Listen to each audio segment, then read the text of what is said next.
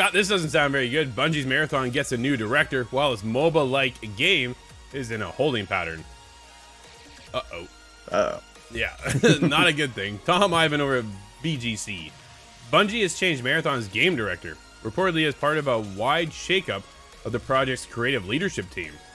Well, Christopher Barrett was Marathon's game director when the sci-fi extraction shooter was announced last year.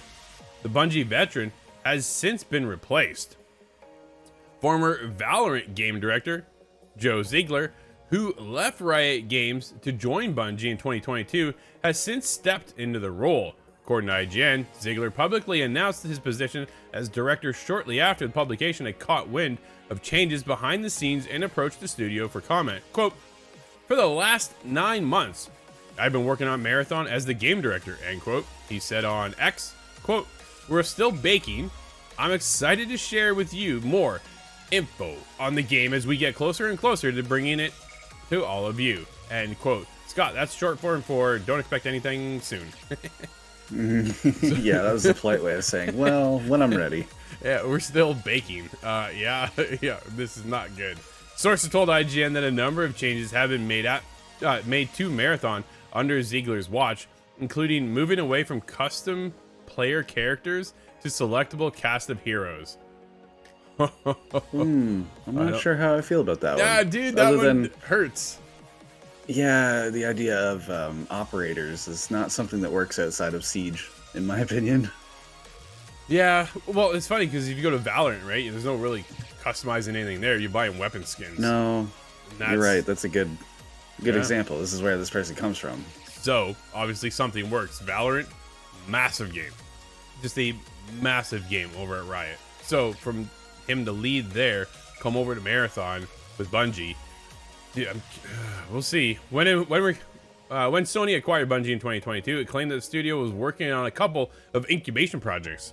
One, which was reportedly axed later that year, is still to have been similar to previously canceled new IP called Matter. The other, a MOBA-like game codenamed Gummy Bears. I'm very curious as to what that means. I clearly had not read the article yet before I got to this part. Okay, that's news to me. Is said to be in a holding pattern. That sucks. It was reported in December that Bungie's position as an independent subsidiary of Sony Interactive Entertainment was under threat.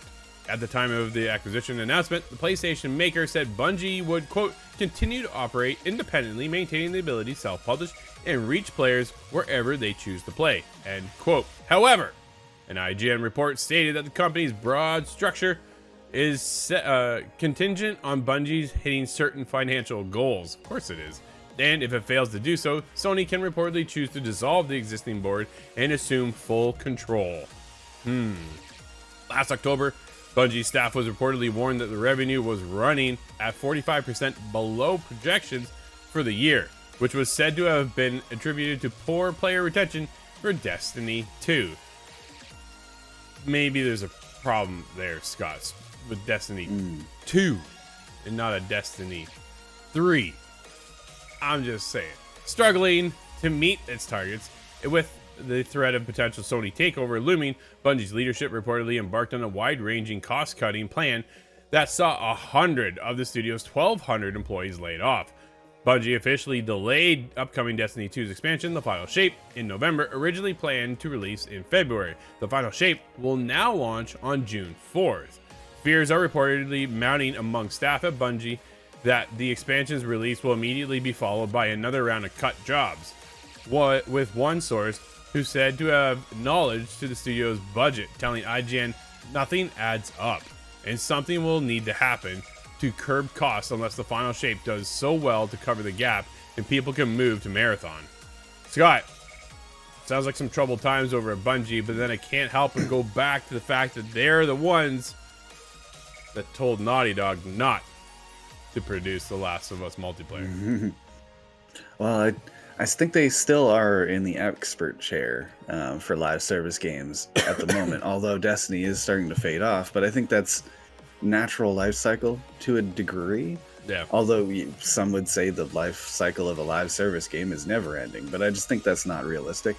Not GTA and or Destiny Fortnite. itself, Yeah, well, Destiny right? itself is so specific systems that when you get into it, there's things that people don't like because it's gone on so long.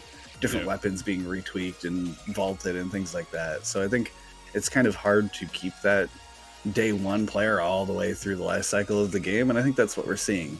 Destiny might not be any less quality by now, but it's just that no, people are getting bored of it bouncing out.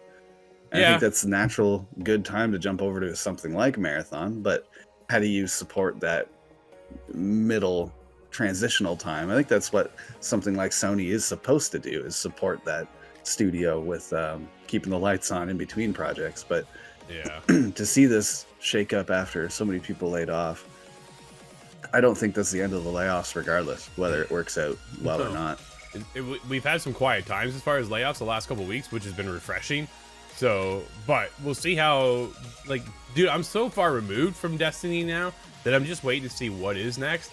And the MOBA-like game has me interested, to say the least, right? I'm like, okay, cool. Marathon, probably this fast-paced first-person extraction shooter, which I will not play. Just calling it, right? I'm probably not going to play it. I want to play it. I'm going to test it out. Maybe it does click. Maybe it doesn't. I'm not the Call of Duty fast-person shooter, right? Like, that's just not my Well, style.